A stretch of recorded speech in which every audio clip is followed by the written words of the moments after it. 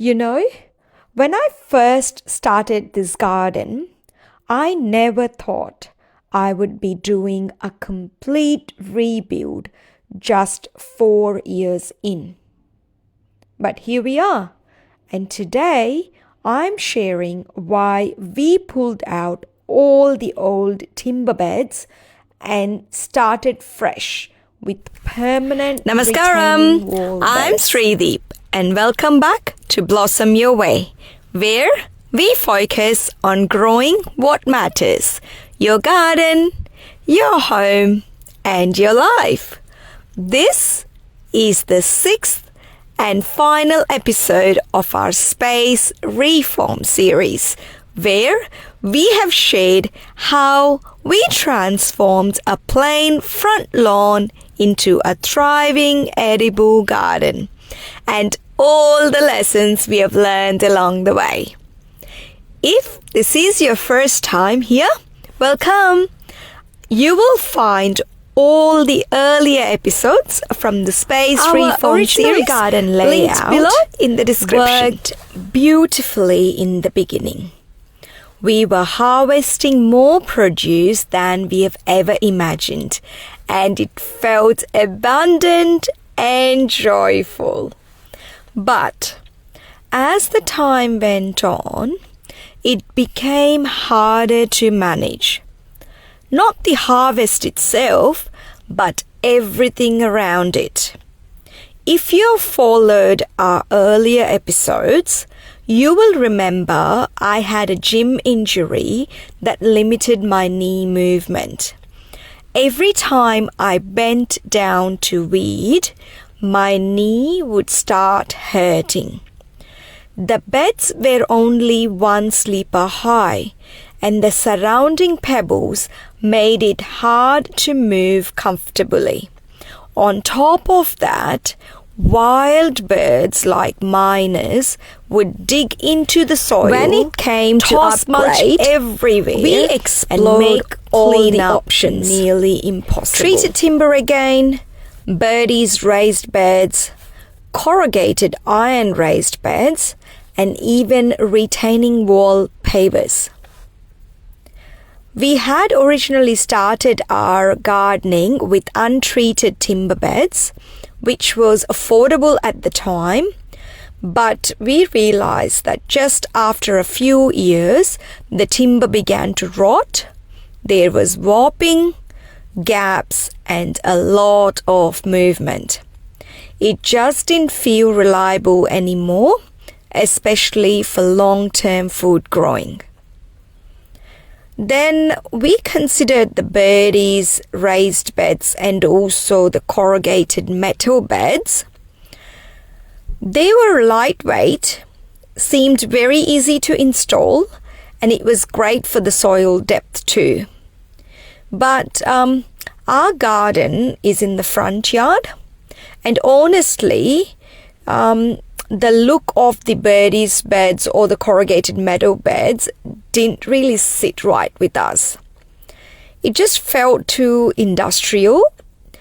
We didn't really want our garden to look like a patch of metal in the front of the house.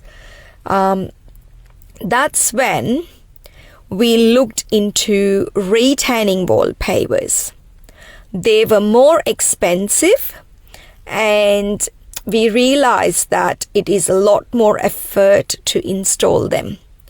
But they were solid, long-lasting, and felt like a natural fit with our home's look.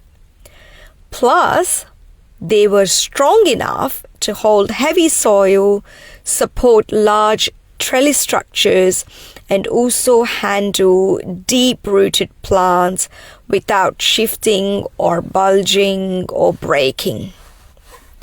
By 2023, Once we decided to move on from timber gardening and wasn't metal, just the hobby anymore. we started exploring It had become retaining a wall part blocks of our lifestyle. There were so These many choices. retaining wall beds, Smooth bricks, gave us stone both looks, function, textures, and the besser aesthetics blocks and we were split after. face styles. It was a bit overwhelming, to be honest. We visited a local paving centre, browse their displays, and they were kind enough to give us some samples with various colors. So we could take them home and then test them against our front rendering and our garden elements.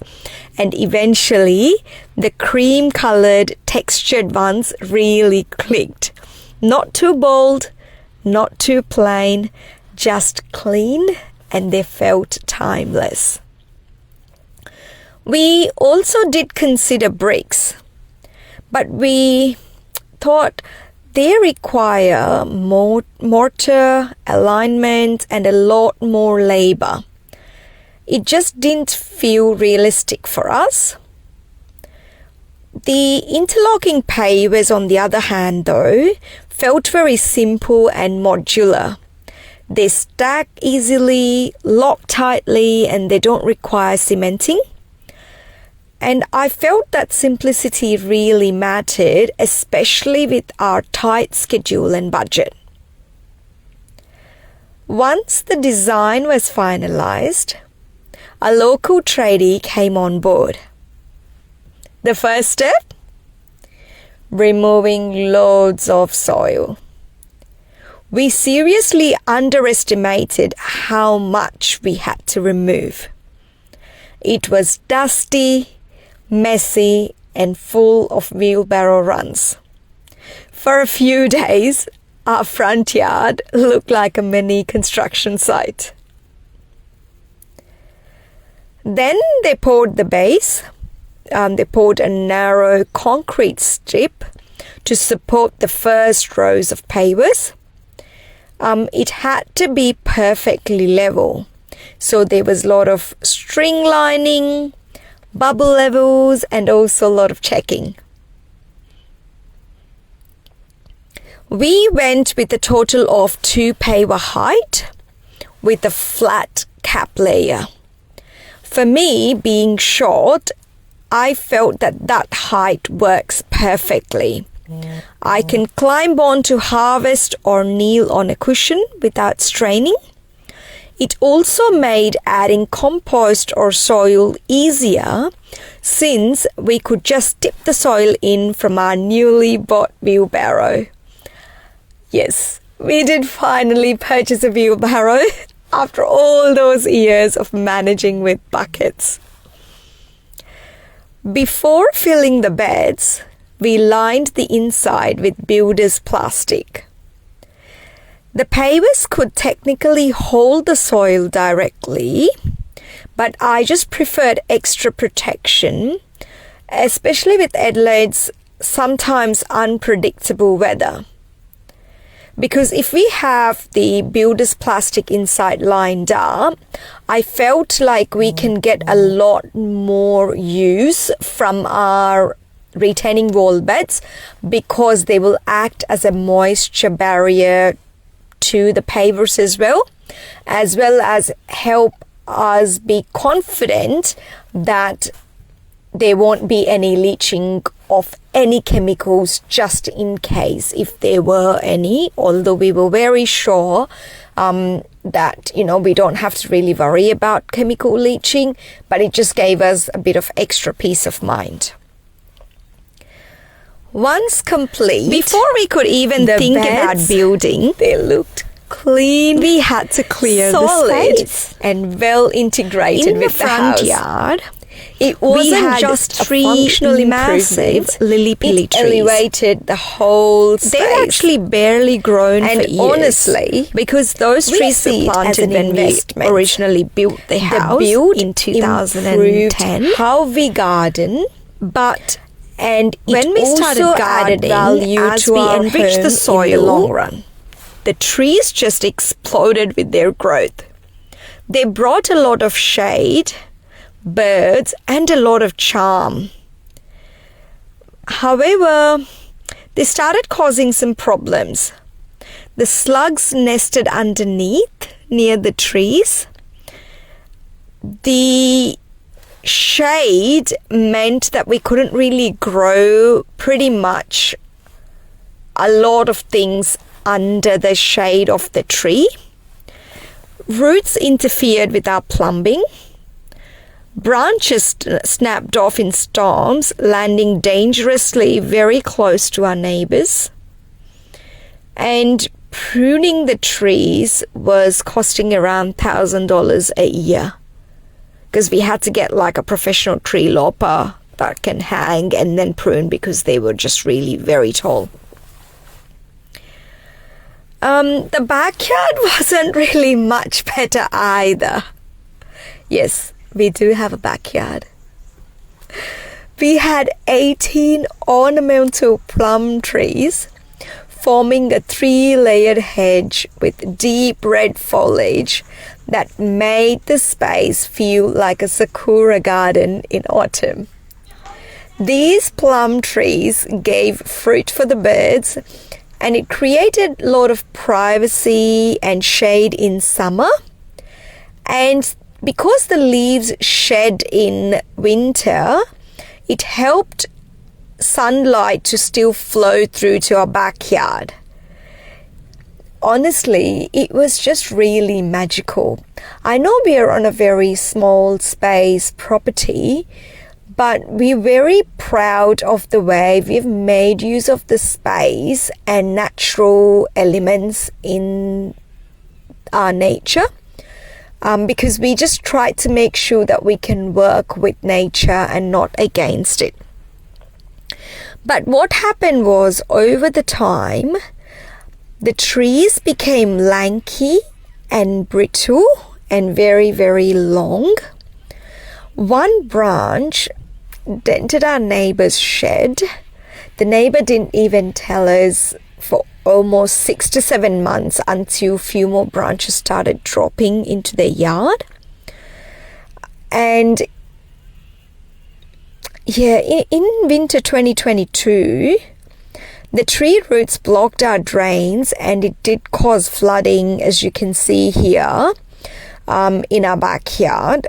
We were lucky that the water did not come into the house, but we do have a timber deck, and although we didn't really have a lot of damage, because we quickly got the plumber and then, we made sure that it was all fixed up, we knew that it was time to let go of those trees. Now, we've been told, we did do a bit of research, and we've been told that those ornamental plum trees that we had, usual lifespan is about 13 to 16 years, and we were close to 15 years by then. So it was only natural that they became lanky and they were dropping the branches the way they were. And so we felt that we had to let go now. I just want to let you know, though, it was a very big emotional decision. We removed all the trees, the hedges, the decaying beds. We were so used to having these trees with birds, so it felt like really I was just removing a part of my heart. But we just had to really do this with heavy heart. I don't want you guys to think I'm talking about gardening, but I have removed all these nice, beautiful trees. On a small suburban block like ours, I just feel like decisions like these have to be made really carefully, and we have to weigh out our options. Unfortunately, if you're on a larger block where you have a lot of space, then it's okay. You've got some bit of leeway with not damaging your property. But unfortunately, on smaller blocks, these difficult decisions have to be made sometimes. When we did remove the trees, though, we made sure that the stems were poisoned carefully. We used drilling holes and we did systematic treatment for the poisoning. We did cover the stems for a few weeks with plastic covers. It just wasn't easy to say goodbye. I want to be very, very clear. we had to make sure we do this so we can build something new. Now, you have seen what we've been growing in our front yard. And with the front yard thriving so beautifully, we turned to the back. We had never grown anything there. The space gets morning sun, but it does fade quickly.